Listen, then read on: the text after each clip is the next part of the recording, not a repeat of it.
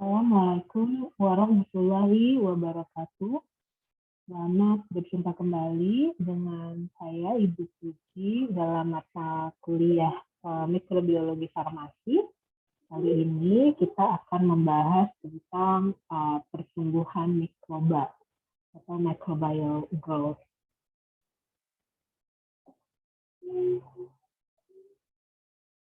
Nah, hal yang pertama kali perlu kita ingat dalam mempelajari microbial pertumbuhan bakteri pertumbuhan mikroba ini adalah bahwa untuk pertumbuhan mikroba itu yang kita hitung, yang kita ukur adalah jumlah dari selnya. Nah, ini menjadi berbeda dengan kita manusia. Misalnya, pertumbuhan kita diukur dari pertambahan ukuran. Sedangkan kalau untuk bakteri, ukuran tidak terlalu signifikan. Jadi yang dihitung adalah jumlahnya, berapa jumlah selnya. Nah, selnya ini yang tumbuh, atau bakteri yang tumbuh, atau mikroba yang tumbuh ini nantinya bisa sampai ratusan, bahkan sampai ribuan, dan bisa membentuk koloni. Nah, kalau dalam laboratorium, koloni inilah yang sering kita hitung untuk melihat uji-uji mikrobiologi. Objektif dari kuliah kita hari ini adalah memahami kondisi yang penting yang perlu diketahui dalam pertumbuhan bakteri. Sehingga nantinya kita bisa menentukan bagaimana untuk mengontrol laju pertumbuhan mikroba ini. Sehingga nanti kalau misalkan mikrobanya itu bisa menyebabkan penyakit, maka kita bisa mengontrol pertumbuhannya. Atau kita bisa mempercepat pertumbuhannya untuk mikroba-mikroba yang memang kita perlukan, baik itu untuk penelitian maupun untuk berbagai tujuan tertentu.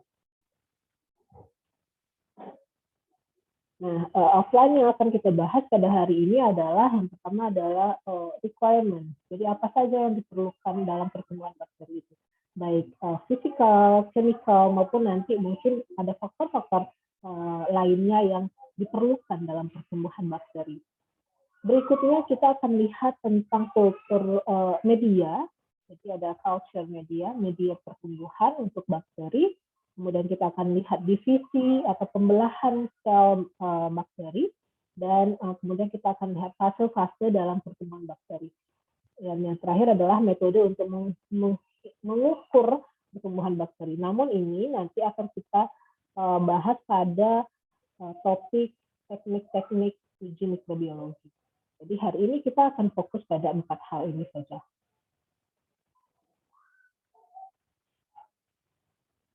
Oke, kita akan lihat satu persatu. Syarat-syarat atau hal-hal yang diperlukan dalam pertumbuhan bakteri, yang pertama itu adalah physical requirement. Jadi yang bersifat fisik, yang bersifat fisika. Yang pertama adalah temperatur. Kemudian ada pH, kemudian ada tekanan osmosis. Nah, ini semua sangat berpengaruh terhadap pertumbuhan bakteri. Nah, kita ingat materi kita sebelumnya itu adalah tentang metabolisme, bahwa temperatur dan juga pH juga mempengaruhi metabolisme. Jadi dia saling berkaitan, karena kita tahu bahwa salah satu tujuan dari metabolisme itu adalah untuk pertumbuhan dan perkembangan. Jadi jika metabolismenya terganggu, tentu pertumbuhan dan perkembangannya juga terganggu. Nah, makanya faktor-faktor yang mempengaruhinya juga saling berkaitan. Kita akan lihat satu persatu pengaruh dari faktor-faktor ini terhadap pertumbuhan sel bakteri. Yang pertama suhu. Nah, berkaitan dengan suhu, bakteri ini bisa diklasifikasikan. Jadi ada yang namanya psychrophile. Ini artinya adalah cold loving. Artinya dia suka akan keadaan atau lingkungan yang dingin. Nah, psychrophile ini pula dia sebenarnya bisa dibagi dua lagi. Ada yang psychrophile, ada yang namanya psychrotroph. Perbedaannya itu adalah pada rentang suhu yang mereka suka, ya. Artinya mereka bisa hidup dalam rentang suhu tersebut. Kita lihat yang pertama siklofil. Siklofil ini rentang suhu mereka hidup itu adalah dari -10 sampai -20. Sampai 20 derajat Celcius. Dengan suhu yang optimum itu adalah sekitar 15, ya, sekitar belasan derajat Celcius. Nah, yang kedua itu adalah psikotrop.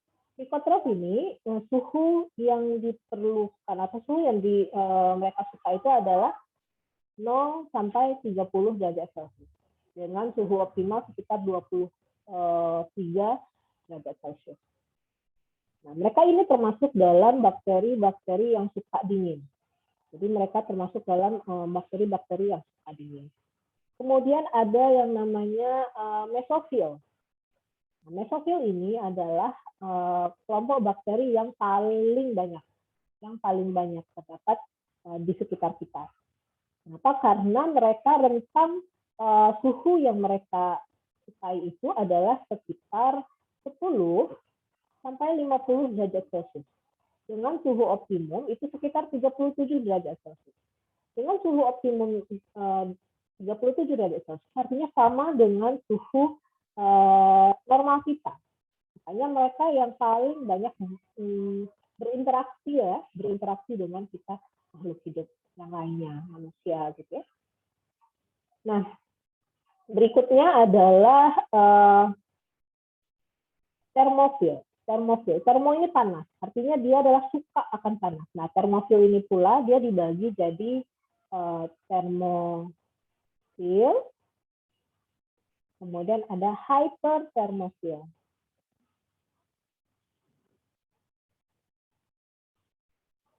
Nah, kalau termofil ini rentang suhu yang mereka sukai itu adalah sekitar 40 sampai 70 derajat Celcius dengan suhu optimum itu sekitar 62-63 derajat Celcius. Ini sudah cukup panas, ya, sudah cukup panas. Tapi mereka masih bisa hidup dalam suhu tersebut. Jadi ini banyak pada tempat-tempat yang memang panas, tempat yang panas. Kemudian ada hyperthermophile itu sekitar 65 sampai 110 derajat Celcius. 65 sampai 110 derajat Celcius. Nah, ini sudah sangat panas sekali. Jadi hyperthermophile ini kebanyakan mereka hidup di panas bumi, di geothermal, di yang panas, di tempat yang panas. Gitu, ya. Nah, jadi dengan temperatur optimum yang berbeda ini, tentu mereka punya tempat hidup yang berbeda, habitat yang berbeda. Kalau yang suka dingin, tentunya mereka akan hidup di tempat yang dingin. Misalkan di kedalaman lautan, gitu ya, di laut dalam. Kalau yang psikotrop ini mungkin bisa hidup di permukaan bumi, tapi di tempat yang dingin. Nah, kalau mesofil ini memang banyak di sekitar kita. Nah, termofil di tempat yang panas dan juga dengan hipertermofil. Nah, berkaitan dengan prinsip temperatur terhadap kemampuan hidup dari bakteri, maka ada satu teknologi pengawetan makanan yang menggunakan prinsip temperatur ini, yaitu adalah kulkas. Ya, kulkas ini kalau yang bagian bawahnya yang biasa itu sekitar 4 sampai 8 derajat Celcius.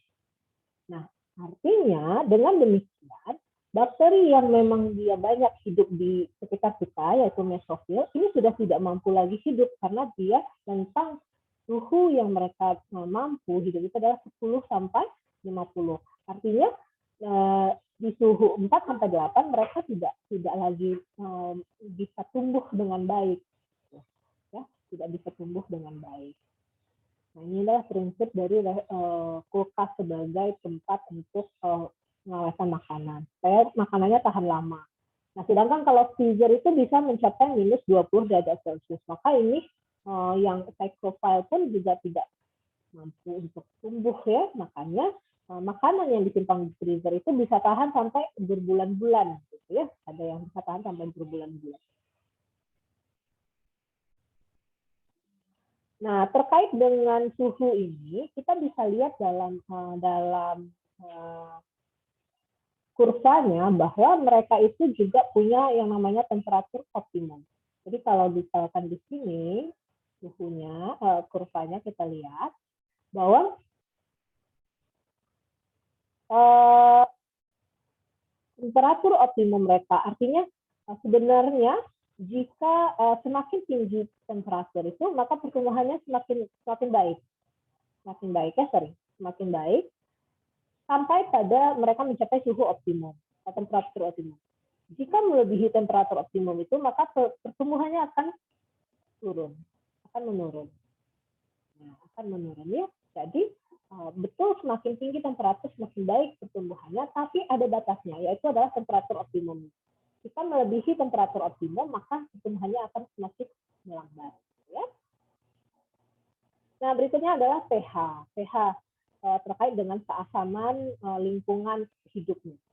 Terkait dengan pH dibagi menjadi 3 grup, yaitu ada asidofil, neutrofil, dan juga alkalofil. Nah, memang yang paling banyak ditemukan itu adalah neutrofil yang hidup di lingkungan dengan pH 6 sampai lebih kurang 8 atau 9 ya pH-nya, optimum pH-nya. Tentu optimumnya adalah 7. Tapi mereka bisa mampu hidup 6 sampai 9. Kalau asidofil berarti ini suka pada keadaan yang asam. Jadi bisa 0 sampai mungkin 6. Nah, kalau alkalofil maka bisa dari 7 sampai di atas 9. Nah, sama halnya dengan temperatur, bahwa pH juga sebenarnya mereka punya kurva yang seperti tadi. Makin tinggi pH-nya, maka semakin baik pertumbuhannya. Sampai mereka mencapai pH optimum, kemudian jika melewati pH optimum, maka laju pertumbuhannya akan semakin melambat.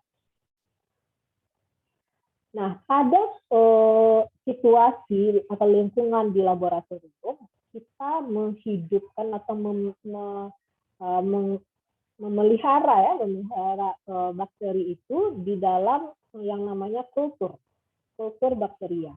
Jadi bakteri yang kita kulturkan itu di dalam cawan Petri dengan adanya kultur media, itu mereka menghasilkan waste product. Jadi produk-produk buangan. Di mana produk-produk buangan itu mereka buang di kultur medianya. Jadi buang di lingkungannya, di kultur medianya, sehingga kultur medianya itu mengalami perubahan pH. Jadi mengalami perubahan pH. Jadi pH-nya sudah tidak optimum lagi. Either dia menjadi lebih asam ataupun menjadi lebih basah. Nah, oleh karena itu kita perlu untuk menjaga pH dari kultur media itu untuk tetap optimum, untuk tetap berada pada rentang pH optimumnya. Maka diperlukan yang namanya buffer atau larutan penyangga untuk menjaga pH tersebut ya. Nah, syarat utama dari buffer ini adalah yang pertama non-toksik. Nah, kemudian juga harus steril tentunya. Karena kita kalau kita berbicara tentang sel, tentang bakteri, maka semua pekerjaan dilakukan secara dengan teknik aseptis untuk menjaga kesterilannya. Nah, berikutnya adalah tekanan osmotik. Tekanan osmotik ini terkait dengan isotonis ya. Isotonis. Nah, mikroorganisme itu rata-rata tubuh mereka terdiri dari 80 sampai 90% itu adalah water. Ya. 80 sampai 90% adalah water. Maka tentu dengan melihat komposisi seperti ini, besar kemungkinan terjadi artinya tekanan osmosis itu sangat berpengaruh. Jika lingkungan sekitarnya itu hipertonik, maka tentu mereka akan menuju ke larutan yang lebih hipertonik. Ya, karena itu adalah sifat dari sifat dari air ya. Air itu akan menuju ke tempat yang lebih hipertonis. Nah, sehingga nanti itu terlihat seperti ini. Sehingga di sini mereka akan menuju ke lingkungan yang lebih hipertonis, sehingga mereka akan keluar dan ini plasmanya menjadi lisis, makanya terjadi plasmolisis, pecah plasmanya. Ini adalah pada bakteri-bakteri normalnya. Jadi kalau larutan isotonis, artinya misalkan NaCl 0,9 atau 0,85%, maka mereka akan hidup bahagia. Tapi ketika mereka berada di lingkungan yang hipertonis, maka bisa terjadi plasmolisis. Ya? Nah, namun kondisi ini ada beberapa bakteri yang dia mampu bertahan dalam kondisi hipertonis. Itu yang kita sebut dengan bakteri halofil. Halo ini artinya adalah garam. Jadi ini suka, jadi halofil suka garam. Jadi mereka memang mampu hidup di lingkungan yang hipertonis. Jadi lingkungan yang tinggi kadar garamnya. Nah, ada yang namanya ekstrim halofil. Ini mereka memang bisa hidup di kondisi yang tinggi kadar garamnya. Sedangkan kalau fakultatif halofil itu mereka mampu bertahan pada konsentrasi garam 2%. Nah, teori ini juga atau prinsip ini juga digunakan dalam teknologi pengawatan makanan, yaitu dengan penggaraman, salted, dengan penggaraman. Misalkan ikan itu kita garamkan, maka dia bisa mampu bertahan lebih lama dibandingkan dengan tidak digaramkan. Kenapa? Karena pemberian garam itu menyebabkan lingkungan di sekitar sel di lingkungan di ikan itu menjadi lebih hipertonis. Jadi sehingga bakteri-bakteri yang ada pada ikan itu menjadi lisis, plasmolisis, akan bisa menjadi food preservative ataupun pengawatan makanan. Nah, berikutnya adalah chemical requirements. Jadi syarat-syarat kimianya. Nah, yang pertama adalah karbon. Kita ingat kemarin pada materi metabolisme bahwa karbon ini menjadi backbone dari struktur semua living matter. Jadi semua makhluk hidup itu backbone strukturnya itu adalah dari karbon. Nah, jadi kalau misalkan pada metabolismenya mereka baik sumber energinya itu dari kimia maupun dari cahaya, tetap mereka memerlukan karbon untuk proses metabolismenya. Ya. Misalkan pada kemoheterotrof. Kemoheterotrof ini sumber energinya didapatkan dari kimia, sedangkan C-nya didapatkan dari organik material. Misalkan karbohidrat, protein, lemak. Nah, inilah sumber-sumber karbon yang mereka perlukan. Begitu juga dengan yang autotrof, baik itu kemo maupun fotoautotrof, mereka memerlukan sumber karbonnya itu berasal dari CO2. Ya. Nah, berikutnya adalah nitrogen, sulfur maupun fosfor. Nah, ini adalah zat-zat kimia yang juga diperlukan dalam pertumbuhan sel bakteri. Nitrogen itu bisa perlu penting digunakan untuk sintesis protein maupun sintesis asam nukleat. Asam nukleat diperlukan untuk membentuk atau menyusun DNA dan juga RNA. Nanti DNA dan RNA juga akan menentukan dalam proses sintesis protein. Nah, kemudian juga sulfur. Sulfur itu adalah digunakan untuk sintesis asam amino yang mengandung sulfur. Dan juga vitamin yang mengandung sulfur seperti tiamin dan juga biotin. Nah, fosfor ini juga diperlukan dalam sintesis asam nukleat. Jadi dan juga fosfolipid pada membran sel. Nah, yang terakhir adalah trace element. Trace element ini adalah berupa mineral.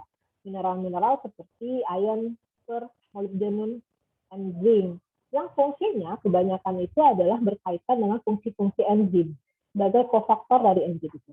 Kita ingat kemarin kita belajar enzim bahwa enzim itu ada yang terdiri dari apoenzim dan juga gugus prostetik yang bisa berupa kofaktor maupun koenzim. Nah, salah satu koenzim adalah mineral-mineral ini. Makanya diperlukan dalam proses pertumbuhan karena dia mempengaruhi metabolisme. Nah, yang terakhir adalah oksigen. Bagaimana dengan oksigen? Bagaimana pemanfaatan oksigen pada pertumbuhan bakteri? Nah, oksigen ini menjadi satu unsur yang kritikal ya, yang benar-benar menentukan dalam kehidupan bakteri itu. Nah, berdasarkan pengaruh oksigen terhadap pertumbuhan bakteri ini bisa diklasifikasikan berdasarkan pengaruh oksigen terhadap kehidupan. Yang pertama itu adalah obligate aerob. Obligate aerob ini adalah bakteri-bakteri yang memang dalam pertumbuhannya mereka memerlukan oksigen. Mereka nggak bisa hidup tanpa adanya oksigen. Ya.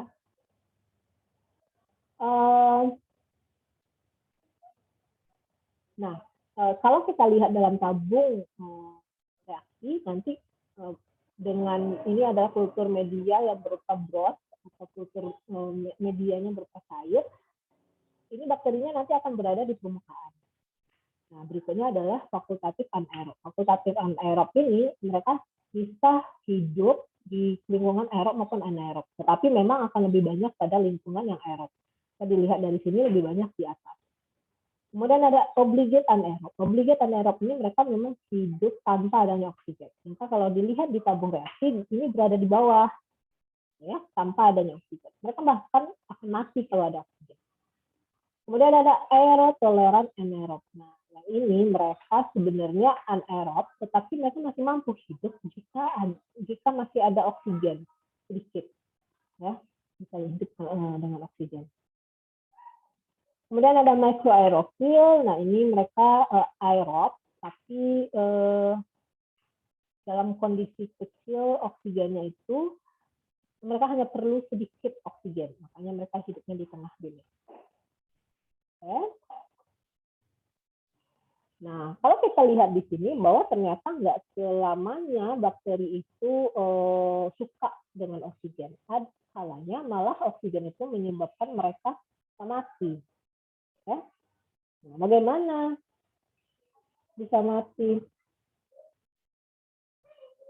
Nah, kita lihat bahwa ternyata oksigen itu bisa membentuk toksik. Bisa membentuk toksik. Yang pertama adalah singlet oksigen. Singlet oksigen ini sebenarnya mereka adalah normal oksigen. Tetapi nanti bisa boosted into a higher energy state. Sehingga nanti bisa menjadi extremely reaktif. Nah, reaktifnya ini, sifat reaktifnya inilah yang menjadi toksik nantinya. Nah, kemudian ada superoxide radikal. Superoxide radikal ini dia dibentuk dari jumlah yang sangat sedikit sebenarnya dalam respirasi yang normal dari satu organisme. Dan dengan menggunakan oksigen sebagai final efektornya.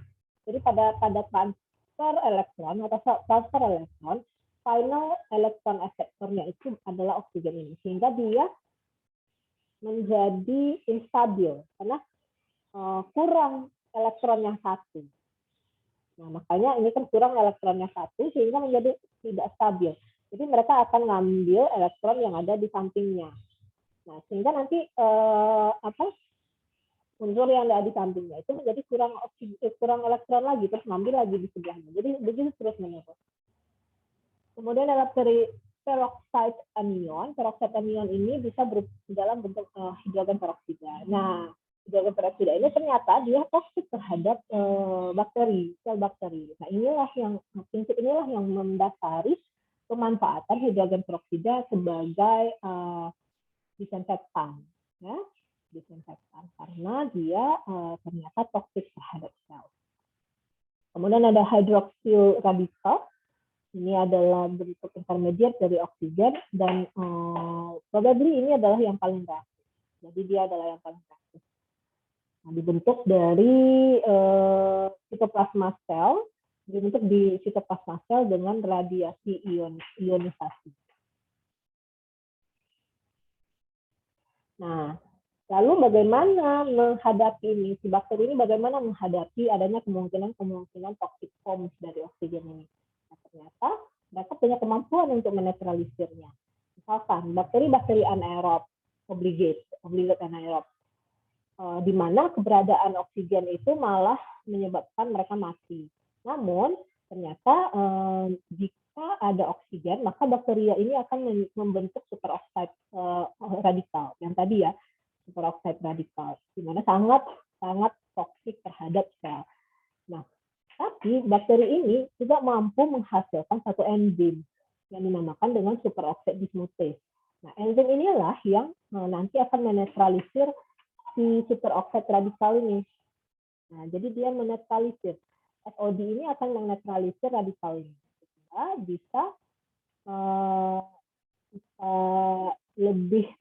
bisa diatasi toksisitasnya ini. Ya. Nah, bakteri-bakteri memproduksi superoxide oxidase atau SOD, kemudian ini untuk bakteri yang lain ya, bakteri seperti bakteri aerobik, fakultatif anaerob, dan juga aerotoleran anaerob. Ketika ada radikal, maka mereka akan membentuk superoxide dismutase. Ini akan mengkonvert superoxide radikal ini menjadi peroksida, hidrogen peroksida dan O2. Nah, tapi kan hidrogen peroksida ini ternyata masih sehingga mereka akan mengeluarkan enzim lagi untuk menetralisirnya, yaitu enzim katalase yang akan memecah H2O menjadi air dan juga O2, dan enzim peroksidase yang akan memecah H2O menjadi air. Nah, prinsip ini nanti akan digunakan untuk identifikasi bakteri. Jadi nanti kita belajar identifikasi bakteri, ada identifikasi secara biokimiawi dengan melihat produksi dari katalase. Oke, nanti kita akan pelajari pada pertemuan berikutnya. Nah, requirements yang berikutnya, yang terakhir adalah organic growth factor. Jadi faktor pertumbuhan organik. Jadi faktor pertumbuhan ini sebenarnya dia esensial untuk pertumbuhan bakteri, namun mereka tidak mampu untuk menghasilkan sendiri. Jadi perlu ditambahkan di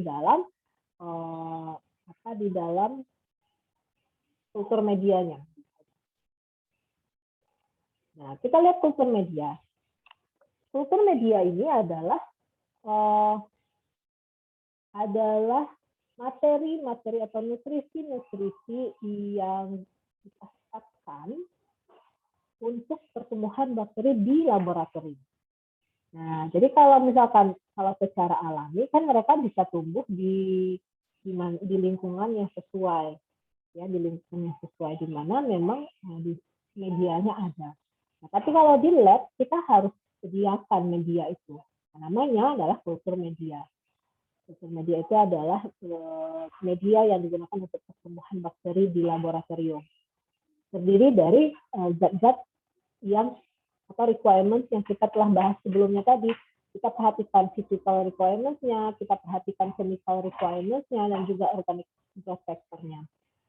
Nah, istilah berikutnya ada namanya inokulum. Inokulum ini adalah bakteri yang kita pindahkan ke medium yang baru untuk memulai pertumbuhan. Itu namanya inokulum.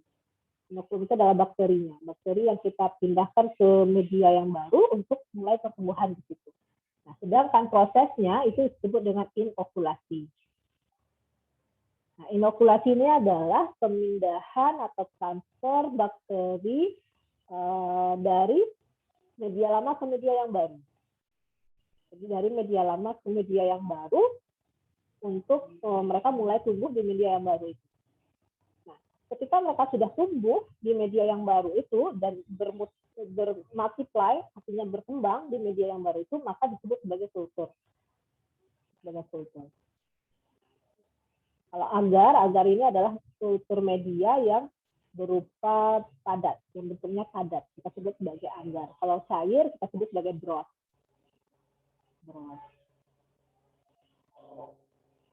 Nah, kriteria dari kultur media yang disebutkan itu adalah yang pertama tentu dia nutrisinya harus sesuai, tergantung pada mikroorganisme. Masing-masing mikroorganisme perlu nutrisi yang berbeda. Kemudian kelembabannya harus sesuai. Tidak boleh terlalu kering, misalkan terlalu panas, terkait dengan suhu juga, terkait dengan pH juga, kemudian ada oksigennya, boleh nggak ada oksigennya atau tidak. Kemudian yang penting adalah steril. Nah, ini adalah jenis-jenis kultur media berdasarkan tujuannya. Nah, kalau chemical define ini untuk pertumbuhan kemoautotrof atau fotoautotrof.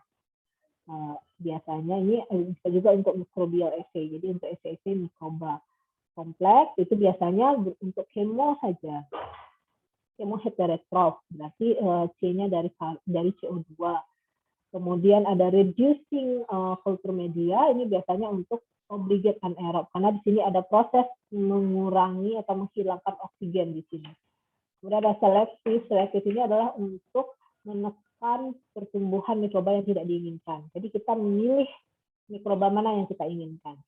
Nah, kalau diferensial, ini adalah untuk mendiferensiasikan koloni-koloni untuk bakteri-bakteri yang kita inginkan. Jadi kalau dalam satu cawan Petri itu ada beberapa koloni, maka dengan kultur media diferensial ini kita bisa mendiferensiasikan, oh ini nih ternyata mikroba yang kita inginkan bentuknya seperti ini. Nanti akan berbeda, bisa kita diferensiasikan. Nah, kalau enrichment ini hampir sama dengan selektif media, tetapi didesain untuk meningkatkan jumlah bakteri yang diinginkan. Makanya namanya enrichment. Nah, kultur media tadi juga masing-masing kultur media berarti komposisinya berbeda. Kita lihat satu-satu. Chemically defined media. Nah, chemically defined media ini adalah komposisinya itu sudah diketahui. Komposisi dari media itu sudah diketahui dan sudah baku biasanya. Kalau kompleks media ini komposisinya itu dibuat bisa berupa yeast, meat, plant atau digest protein dari other source. Jadi dibuat dari sumber-sumber yang berbeda, kemudian jadinya karena dia dibuat pada batch per batch, maka bisa terjadi perbedaan ya sedikit dari tiap batch-nya. Nah, ini tadi kalau dia cair maka disebut broth, kalau dia padat disebut agar. Nah, kemudian ada anaerobic growth media and method. Nah, ini disebut juga dengan reducing media. Nah, ini adalah untuk bakteri-bakteri yang anaerob. Karena mereka akan mati kalau ada oksigen, sehingga perlu proses pengurangan kadar oksigen. Kemudian ada special culture teknik, ini untuk parasitik dan fastidious bacteria, karena mereka hidup pada makhluk hidup yang hidup, jadi kayak hewan ataupun dalam cell culture. Ini bisa parasit ya, parasit artinya. Dia perlu tempat inang untuk hidup. Kemudian selektif dan diferensial media. Kalau selektif tadi untuk menekan pertumbuhan bakteri yang tidak diinginkan dan juga mempercepat atau mengencourage pertumbuhan bakteri yang diinginkan. Kalau diferensial ini untuk membedakan. Nah, kalau enrichment adalah sama dengan selektif media, tapi digunakan untuk meningkatkan pertumbuhan dari bakteri yang diinginkan. Nah, yang terakhir adalah the growth, pertumbuhan bakteri. Nanti kita akan lihat ada bacterial division, ada generation time, ada logarithmic representation of bacterial population, dan phase of growth. Nah, ini kita akan bahas satu persatu. Kita lihat dulu bacterial division, generation time, dan logarithmic representation. Nah, pada pertumbuhan bakteri itu kita kenal dengan namanya binary fission.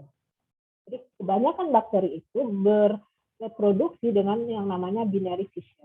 Walaupun mungkin ada beberapa dengan metode budding, terutama untuk bakteri-bakteri yang punya flagel gitu ya, yang punya filamen flagel. Tapi kebanyakan memang akan mengalami binary fission. Apa itu binary fission?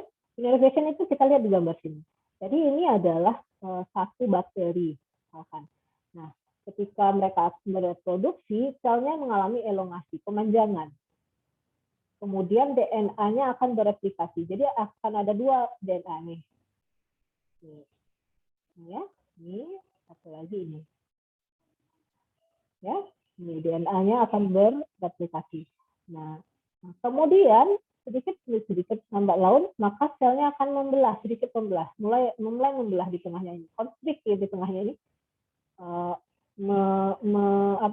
menciut ya, konflik gitu.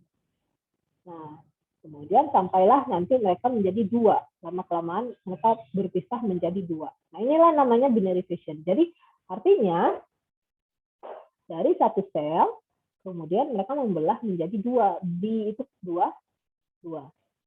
Nah, kemudian ini menjadi dua lagi. Ini menjadi dua lagi. Ini dua lagi. Ini dua. Dan seterusnya. Jadi sebenarnya pertumbuhan bakteri ini sangat cepat dengan adanya binary fission ini. Ya, sangat cepat bertambah jumlahnya. Nah, waktu yang diperlukan oleh bakteri dari satu bakteri ini membelah menjadi dua atau menjadi dua bakteri, artinya melakukan binary fission ini, satu binary fission ini dinamakan dengan generation time. Jadi waktu yang diperlukan untuk melakukan binary fission, satu kali binary fission itu adalah generation time. Ya, artinya kalau di sini udah berapa kali dia mengalami pembelahan? 1, 2, 3, 4. Ada 4 kali mereka mengalami perubahan. Misalkan nih, ada pertanyaan. Generation time dari satu bakteri itu adalah 30 menit.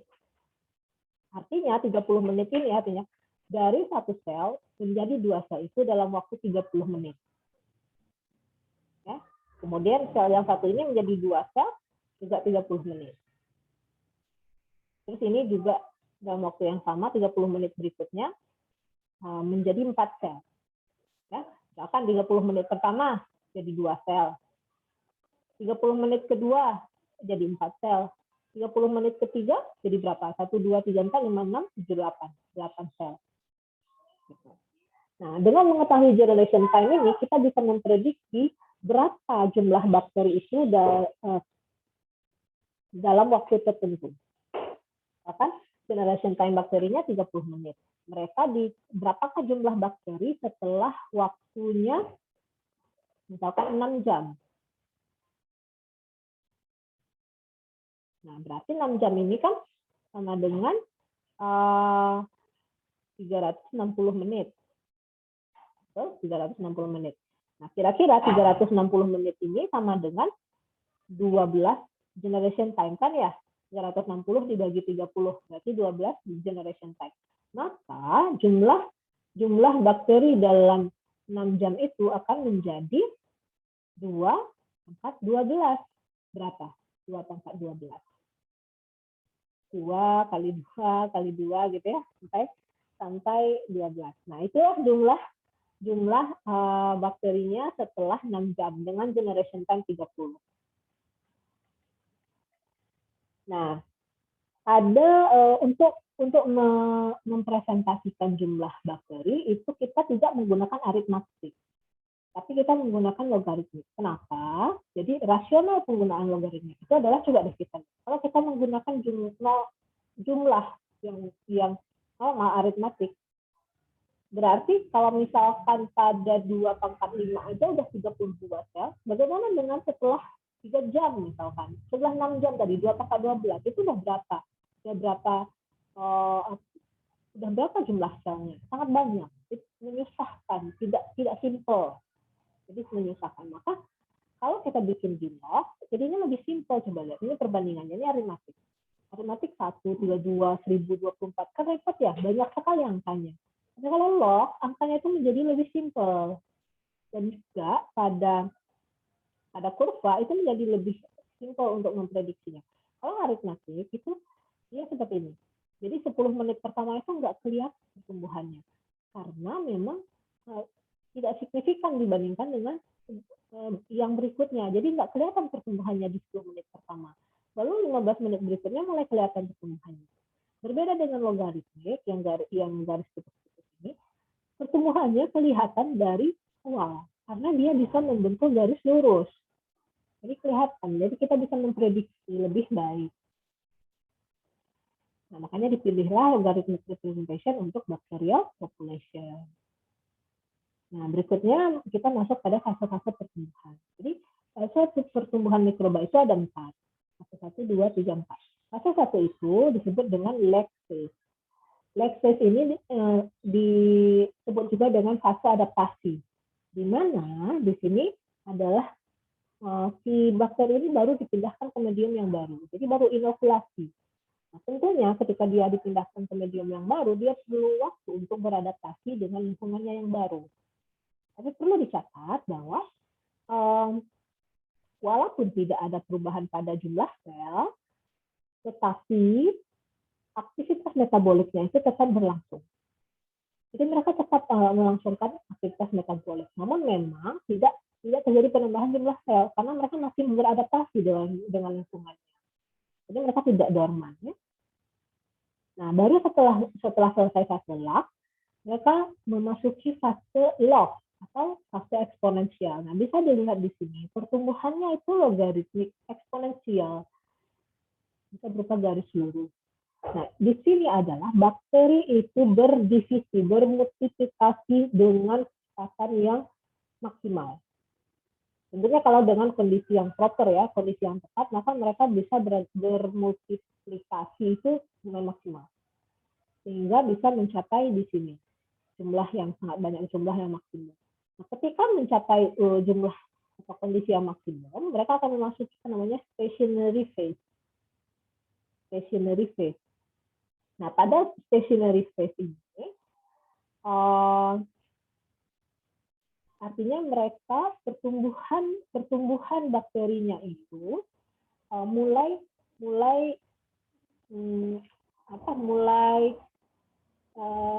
seimbang antara pertumbuhan bakteri dan juga kematian bakteri. Jadi equilibrium ya, equilibrium.